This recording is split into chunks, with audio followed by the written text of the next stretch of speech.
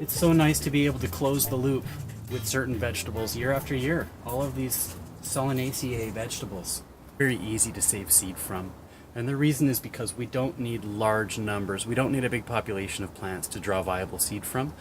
And they're not really cross-pollinating plants. And so therefore, we're not going to get a Cape ground cherry combination between these two tomatoes. They're going to stay fairly true to form through the generations of seed saving. So when it comes to broccoli, I don't save my own broccoli seed. I'm more likely to get bok broccoli because I'm also growing bok choy, right?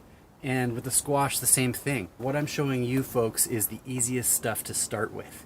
And this is something you can do from year one, is to save your own tomato seed, bean seed, pea seed, lettuce seed, all those things coming from families that are known as self-pollinating.